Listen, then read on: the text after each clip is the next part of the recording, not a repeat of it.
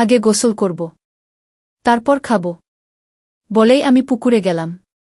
আজ গামছাও নিলাম না। গোসল করে ভেজা কাক হয়ে এলাম আম্মার কাছে। আগের দিন তো হালকা ভেজা গামছায় এতই ভালো বোঝা যায়নি, কিন্তু আজ একদম ভিজে গায়ে সেটে আছে লুঙ্গি। আম্মার দৃষ্টি আমার উপরেই, আর চোখে গিলে খাচ্ছে। জিভে যেন জল এসে গেছে এমন করে তাকিয়ে আছে। আমি তো মাল। জয়পুরহাট থেকে ২০ কিলোমিটার গভীরে এক অজপাড়া গায়ে থাকি। আমার পরিবারে আমার মা আর আমার বাস। পরিবারে আমরা দুজন ছাড়া আর কেউ নেই। বাবা করোনায় মারা যায়। গ্রামের সর্বদক্ষিণে আমাদের বাড়ি। তারপরে আর কিছুই নেই। পাহাড় জঙ্গলে ভর্তি, যেখানে কসমিনকালেও কেউ আসে না। বাড়ির সাথে লাগোয়া কয়েক বিঘা জমি থাকায় আমাদের মা ছেলের সংসার কোনোমতে চলছে। বাবা মারা যাওয়ার পর পড়াশোনা বাদ দিয়ে মার সাথে মাঝে মাঝে কৃষিকাজ করি। সবজির ক্ষেত করি বলে আমরাই যা করার করি।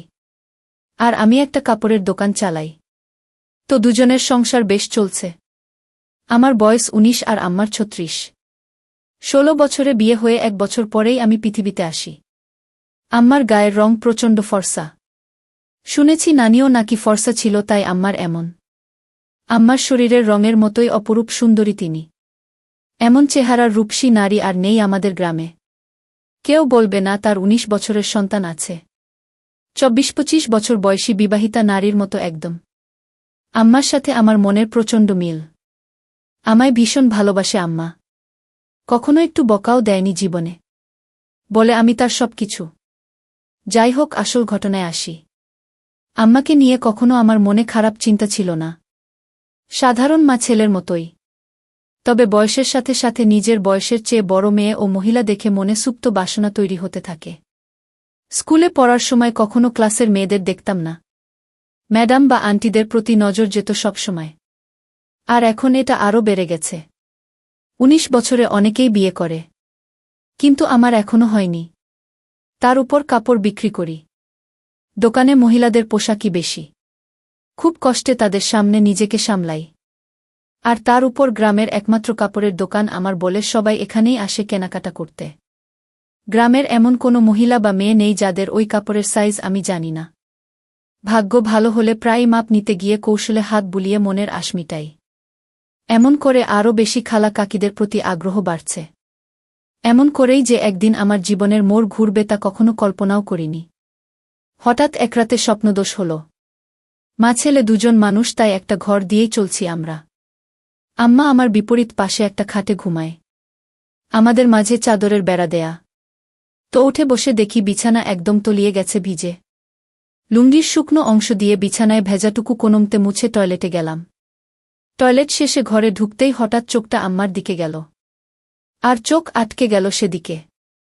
শাড়ি উপরে উঠে পায়ের কিছুটা বেরিয়ে আছে। কিন্তু এইটুকু দেখে আমার চোখ আটকে গেল। নিজের অজান্তেই কেমন একটা ঘোরে হারিয়ে গেলাম আমি ও এগিয়ে আম্মার কাছে গেলাম। আম্মা গভীর ঘুমে আছে। নিঃশ্বাসের সাথে বুকটা উঠানামা করছে। আর কেউ যেন আমার বুকে ঢাক পেটাচ্ছে। মন ভরে অধীর আগ্রহে আম্মার রূপ দর্শন করছি। হঠাৎ আম্মা আড়মোড়া ভাঙতে লাগল ঘুমের মাঝে। আমি দ্রুতে নিজের বিছানায় এসে শুয়ে পড়ি। সারা রাত শুধু আম্মার কথা ভেবেই পার করলাম। ঘুমাতে পারলাম না। অনেকক্ষণ পরে চোখ বুজলাম। সকালে উঠে উঠোনে গিয়ে দেখি আম্মা গরুর দুধ দোহাচ্ছে। আগেও দেখেছি, কিন্তু আজ চোখে পড়ল আম্মার পিঠ অনেকটা খোলা। মসৃণ ত্বকের পিঠ দেখে সাবানের অ্যাড করা নায়িকা সব ফেল। রাতে আম্মার সামান্য সৌন্দর্য দেখেই আমি আম্মার প্রতি নিষিদ্ধ আকৃষ্টতা অনুভব করতে লাগলাম। এটা খারাপ বা ভালো এমন কোনো চিন্তাই মাথায় আসছে না। আম্মার পিছনে দাঁড়িয়ে দেখেই যাচ্ছি। হঠাৎ আম্মা পিছন ফিরলে চমকে গেলাম দুজনেই। ছি ছি, আম্মা বুঝে ফেলল না তো? কিন্তু আম্মা বলল, কি সোনা, ঘুম ভাঙছে তোমার? বলে রাখা ভালো, আম্মা আমাকে সবসময় সোনা ডাকে আর তুমি করেই বলে। যাই হোক, আম্মার কথায় মনে হলো না যে সে বুঝেছে আমি কি করছিলাম। আম্মা, যাও মুখ ধুয়ে আসো। খাবার দিচ্ছি। আম্মা, আজকে দুধ খাব। আম্মা, এই দুধ খাবা? আমি মনে মনে অন্য কিছু বলতে লাগলাম। আম্মার ডাকে সম্বিত ফিরল। আম্মা, এই দুধ মাত্র দোহাইতেছি। গরম না করলে খাবা কিভাবে? আমি এভাবেই খাব। তুমি খাইয়ে দাও। আম্মা, আচ্ছা আসো। এই নাও পাগল ছেলে। আম্মা গ্লাসে করে দুধ ঢেলে এগিয়ে দিল। আম্মা মুচকি হেসে আমার চুল আউলে দিয়ে বলল, এখন যাও হাত মুখ ধোও। খাইতে দিব। আমি হাত মুখ ধুয়ে খেতে আসলাম। এসেই বলি, আজ আমাকে খাওয়ায় দাও। আম্মা অবাক হয়ে বলল, আজ কি হয়েছে তোমার? আমি কেন খাওয়াই দিতে পারবা না? আম্মা, আমি কি তা বলছি নাকি? আমি তাহলে এমন জিজ্ঞেস করো কেন?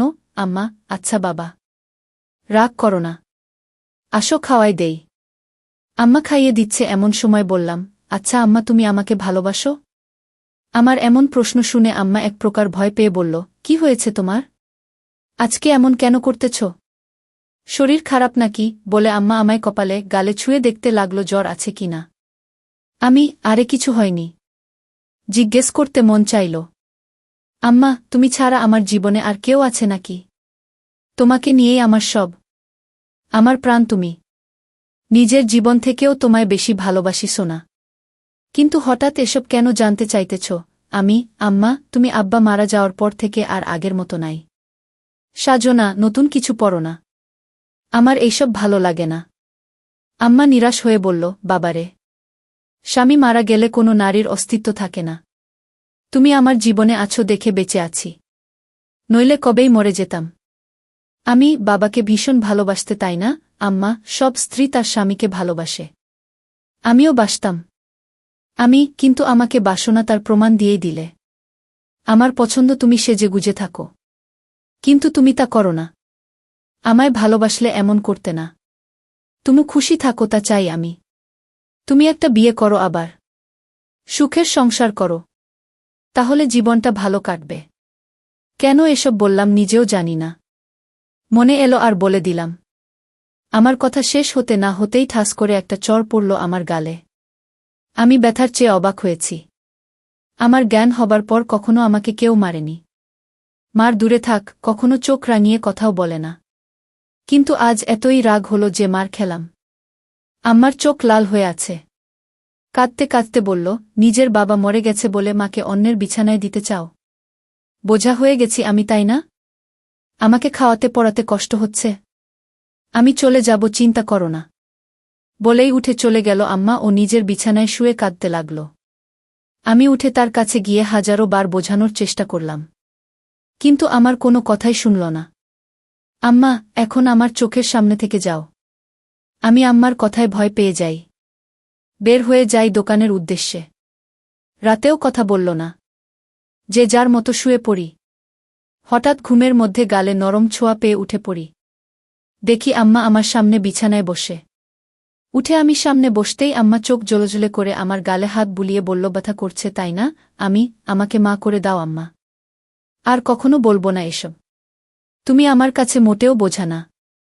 আমি ভেবেছি হয়তো তোমার ভালো হবে, কিন্তু তুমি কষ্ট পাবে জানতাম না। আমায় মাফ করে দাও।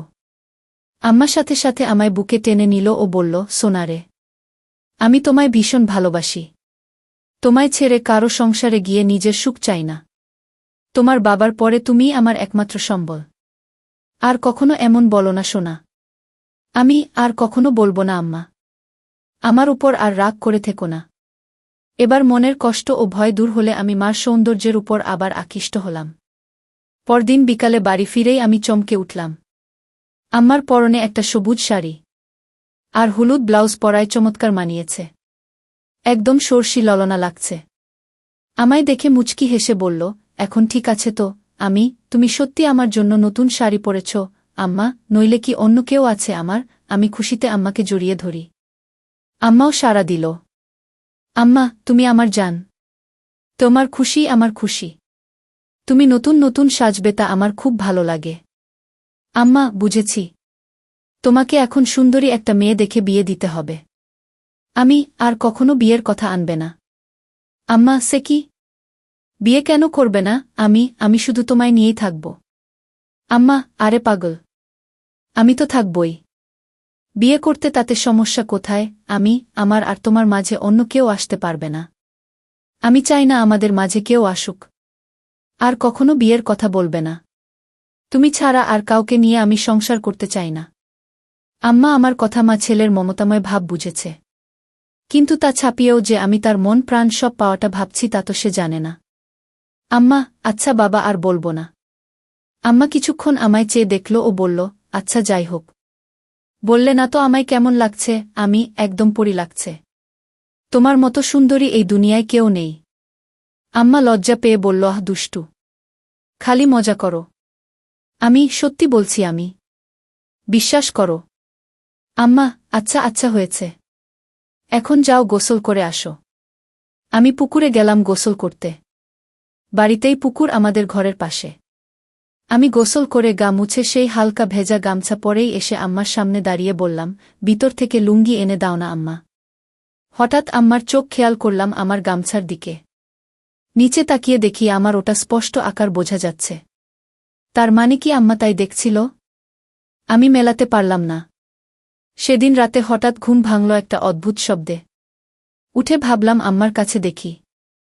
দেখি বিছানায় নেই আম্মা। দরজা খোলা। হয়তো বাহিরে কোনো সমস্যা হয়েছে কিনা ভেবেই তড়িঘড়ি করে বাহিরে গেলাম। আম্মাকে ডাক দিলাম কিন্তু সাড়া নেই।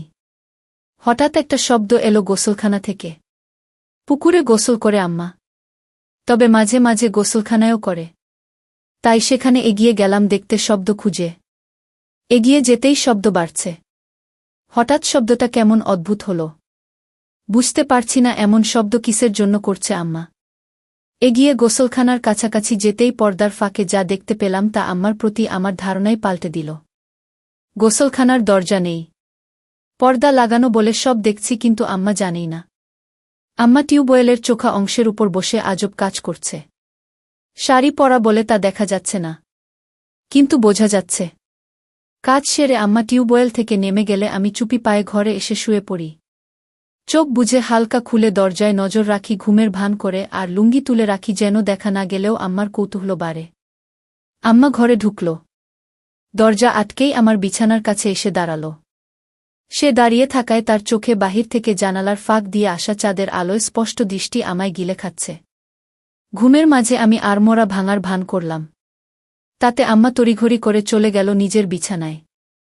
আমার মন খুশিতে নেচে উঠল আমার প্রতি এতই আকর্ষণ দেখে। কখন যে আম্মার কথা ভাবতে ভাবতে ঘুমিয়ে গেলাম বলতেও পারি না। সকালে ঘুম ভাঙতেই উঠে দেখি আম্মা এখনো ঘুমিয়ে আছে। কিন্তু অবাক করা বিষয় দেখি মাঝখানের চাদরটা সরিয়ে রাখা। আম্মাকে দেখে চোখ আটকে গেল। আমি আম্মাকে ডাকলাম। আম্মা উঠো। সকাল হয়ে গেছে তো। আজকে এতই সকাল হয়ে গেল উঠুনি যে? আম্মা ঘুম থেকে চোখ মেলে উঠে বসল। কিন্তু সামান্য বিচলিত নয় আমায় দেখে যে তার কাপড় ঠিক নেই। স্বাভাবিক গতিতেই কাপড় ঠিক করে বিছানা থেকে নামল। এতই দেরি যে? ক্লান্ত নাকি আম্মা? পরিশ্রম করা হয়েছে খুব তো। তাই ক্লান্ত। এখন ভালো লাগছে। আমি মনে মনে বললাম, কি পরিশ্রম তা তো জানি। এই চাদর সরানো যে? আম্মা, আমি সরিয়েছি। ঘরে আমরা ছাড়া কেউ নেই তো চাদর রেখে কি হবে? আর যে গরম পড়েছে। এভাবে চাদর থাকলে আলো বাতাস চলাফেরা করে না। আম্মার যুক্তি শুনে মুচকি হাসলাম মনে মনে। আম্মা, তোমার খিদে লেগেছে তাই না? তুমি হাত মুখ ধুয়ে আসো। না, আগে গোসল করব। তারপর খাব। বলেই আমি পুকুরে গেলাম। আজ গামছাও নিলাম না। গোসল করে ভেজা কাক হয়ে এলাম আম্মার কাছে। আগের দিন তো হালকা ভেজা গামছায় এতই ভালো বোঝা যায়নি। কিন্তু আজ একদম ভিজে গায়ে সেটে আছে লুঙ্গি। আম্মার দৃষ্টি আমার উপরেই। আর চোখে গিলে খাচ্ছে। জিভে যেন জল এসে গেছে এমন করে তাকিয়ে আছে। আমার বেশ ভালো লাগছে তা দেখে। আম্মা ভিতর থেকে গামছা লুঙ্গি এনে দিল ও যতক্ষণ আমার মোছা শেষে লুঙ্গি না পরলাম সে লুকিয়ে দেখেই চলল। হঠাৎ আম্মা বলল, তুমি একটু বসো। আমিও গোসল করে আসি। আজকে গরম লাগছে। এসে খাইয়ে দিব তোমায়। আমি ভাবলাম ভালোবাসা দেখাতে খাইয়ে দিবে। কিন্তু আরও কিছু অপেক্ষা করছে তা বুঝিনি। আম্মা যে গোসল করতে না, শুধু শরীর ভেজাতে পুকুরে গেছিল তা বুঝতে বাকি রইল না। 2 মিনিটেই ফিরে এলো আম্মা ভেজা শরীরে। আগেও দেখেছি এমন ভেজা শরীরে। কিন্তু আজ আমাকে দেখাতে যে আম্মা ভেজা শরীরে এসেছে তা আমি জানি। হঠাৎই আম্মা এগিয়ে এসে বলল, বাবু আমার হুকটা খুলে দাও তো। ব্লাউজটা আর চলবে না মনে হয়। আমিও সুযোগ পেয়ে বলে বসলাম, ছেলের কাপড়ের দোকান। আর তুমি কিনা একই জিনিস নিয়ে পড়ে আছো। নতুন নিয়ে নাও। তাহলেই তো হয়। দোকানে গিয়ে নিয়ে এসো পছন্দ করে যেটা ভালো লাগে। আম্মা, ইস! ছেলের দোকান, তাহলে যেয়ে আনতে হবে কেন? ছেলে আনতে পারে না? কষ্ট করে বাজারে দৌড়ঝাঁপ করাবে নাকি? আমি, আচ্ছা বাবা। সব পাঠিয়ে দিব। তুমি পছন্দ করে নিও। ইচ্ছে করেই বললাম যেন আরও গভীর হওয়া যায়। আম্মা, পাঠাবে মানে? আমি ফেরিওয়ালা কাকির কাছে পাঠিয়ে দিব। আম্মা, বাহিরের মানুষের সামনে পছন্দ করতে পারব না। আমি তো জানি না ওসব সাইজ টাইজ। তাছাড়া আমার সামনে এসব সমস্যা হবে না। আম্মা, তোমাকে কে বলল সমস্যা হবে? দোকানদার হয়েছ, খদ্দেরকে কাপড় দেখাবে। কি সব বলছো বলো তো? দোকানেও কি এমন করো? আমি, আচ্ছা বাবা, ভুল হয়েছে। আমি নিয়ে আসব সবগুলো। তোমার পছন্দমতো সাইজ বুঝে নিও। আম্মা, সব কেন আনবে? আমার সাইজেরগুলোই আনবে শুধু। রং আমি বেছে নিব। সাইজ 34। মনে থাকবে তো? আমি আম্মার দিকে হাঁ করে তাকিয়ে আছি। আম্মা এতইটাই আমার উপর ফিদা যে উঠে পড়ে লাজলজ্জা সংকোচ ভুলে আমায় সব জানিয়ে দিচ্ছে। আমি প্রচণ্ড খুশি ও অবাকও হলাম যে আম্মা খুব গতিতে চলছে। সারাদিন আম্মার কথা ভেবেই দিন পার করলাম। দোকান বন্ধ করার সময় বেছে বেছে বড় গলাওয়ালা কয়েকটা নিলাম। দোকান থেকে বের হয়েই সোজা বাসায় পৌঁছে যাই। গিয়ে দেখি আম্মা খেতে কাজ করছে। আমিও গেলাম সেখানে। কিন্তু গা মেখে গেছে ধুলোবালি ও কাদা দিয়ে। আজ কেমন অদ্ভুত লাগছে। এমন করে কাদা মাখামাখি হয় না কখনো। বাড়ির ভিতরে ঢুকতে ঢুকতে বললাম, তুমি তো কাদা দিয়ে মেখে গেছ। শাড়ি পুরো মেখে গেছে। আম্মা, কি করব বলো? একসেট হয়ে তো কাজ করা যাবে না, তাই না? আমি অবাক হয়ে গেলাম আম্মার কথা শুনে। আম্মার দিকে হুট করে তাকাতেই আম্মা হেসে দিল। সাথে আমিও হেসে দিই। ধীরে ধীরে কেমন একটা ঘুলে মিলে যাচ্ছি দুজনে। সবজির ডালা রাখার পরে আম্মা বলল, আমার জিনিস আনছ? আমি হুম। পরে দেখো, সাইজে না হলে পাল্টায় আনব। আম্মা বলল, সাইজ হবে। বিশ্বাস আছে তোমার উপর। বলেই মুচকি হেসে চলে গেল ঘরে। আমি বাহিরে দাঁড়ানো। একটু পরেই আম্মা ডাক দিল। ভিতরে যেতে যেতে ভাবলাম মজার কিছু হবে। কিন্তু আম্মা আমায় হতাশ করল। আম্মার হাতে একটা হলুদ শাড়ি গামছা। আম্মা, তুমি একটু বসো, আমি গোসল করে আসি। বলেই আম্মা পুকুরে চলে গেল। কিছু না ভেবেই চলে গেলাম একটু পরেই পুকুরের কাছে। ঝোপঝাড়ে গিয়ে দাঁড়িয়ে উকি মারতেই চোখ কপালে উঠে গেল। আহ, কি সুন্দর লাগছে, বলা বোঝানো যাবে না। হঠাৎ একটা পিঁপড়া কামড় দিলে আচমকায় মুখ থেকে অস্ফুট বাঁকে উহ শব্দ হয়ে গেল আর ঝোপঝাড় একটু নড়ে গেল। আম্মা একটু চমকে এদিকে তাকালো ও দেখতে লাগল এদিকে। পরক্ষণেই আমায় অবাক করে দিয়ে আম্মার মুখে একটা মুচকি হাসি দেখতে পেলাম। মাথায় ঢুকল না আম্মা কি আমায় দেখেই ফেলেছে কিনা। হঠাৎ নিচে পায়ের দিকে তাকিয়েই দেখি আমার শরীর পুরোটাই আম্মার দিক থেকে দেখা যাচ্ছে। আমি প্রচণ্ড লজ্জা পেলাম ধরা পড়ে। কিন্তু আম্মা তো আমায় ধরা পড়তে দেয়নি দেখে খুব ভালো লাগল। আম্মা এবার দেখাল কারিশমা। আগে পানিতে একটা ডুব দিয়ে পানি থেকে উঠল। তখনই আমায় আকাশ থেকে ফেলে আম্মা অকল্পনীয় কাজ করল।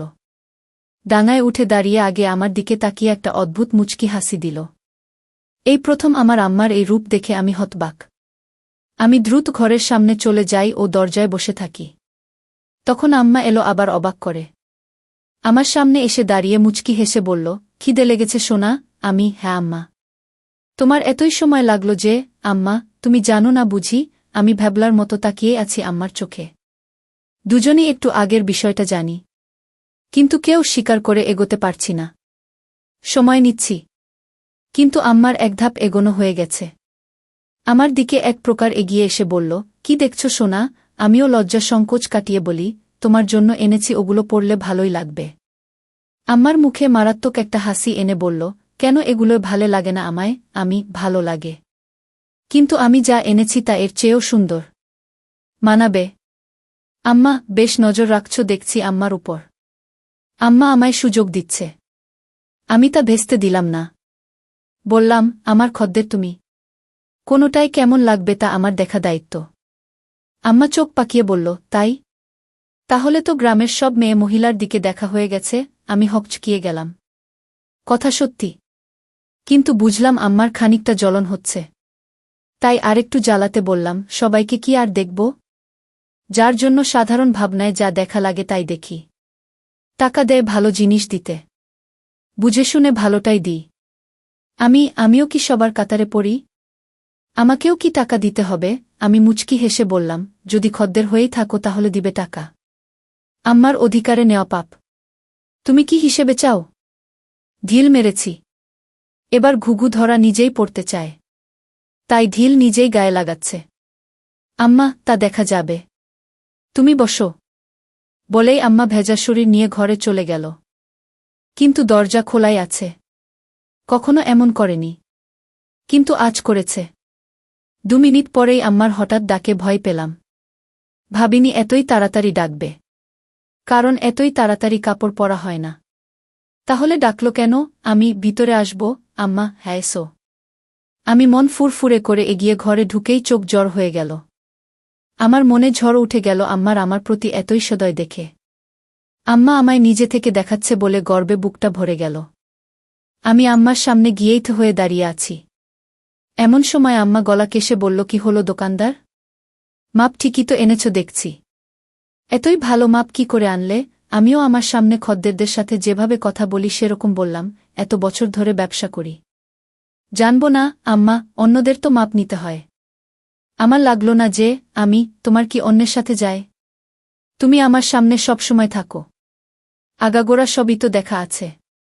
কথাটা আচমকা বলেই ফেললাম। যদিও এখনই বলতে চাইনি। কিন্তু আম্মার মুখে তা শুনে দুষ্টু হাসি। আম্মা, যাক, ভালোই এনেছে। তোমার গায়ে ফিট হয়েছে তো? কোনো সমস্যা হলে বলো। অন্য সাইজ আনবে তাহলে। আম্মা, একদম ঠিক আছে। কিন্তু একটা জিনিস বলা দরকার। কি বলো?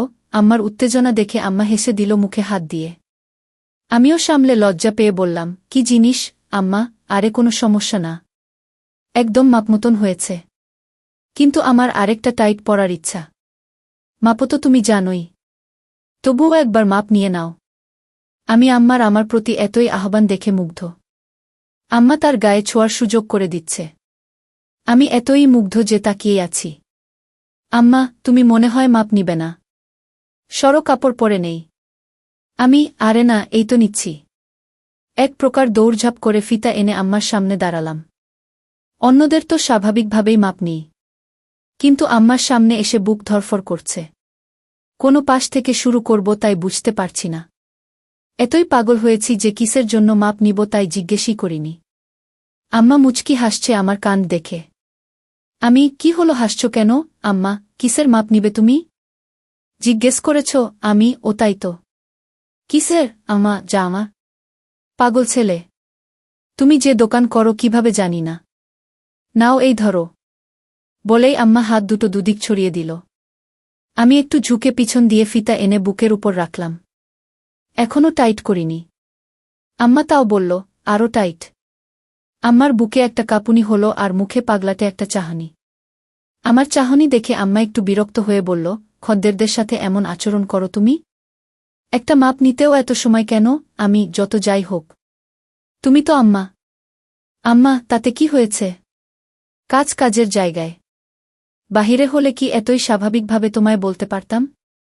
তুমি নিজের পেটের সন্তান। তাও যদি এতই রংচং করো। লাগবে না, যাও।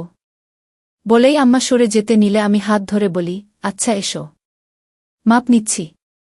কত রাগ করে গো আম্মা, নয়তো কি করব? বাহিরের মানুষের কাছে গিয়ে মাপ দিব? আম্মা, আচ্ছা হয়েছে। এসো। হাত ছড়াও। আম্মা, পারব না। পারলে সরিয়ে নাও। আম্মার এই অভিমান খুব ভালো লাগল। এবার সংকোচ কেটে গেলাম। তাই আমিও এগিয়ে গেলাম।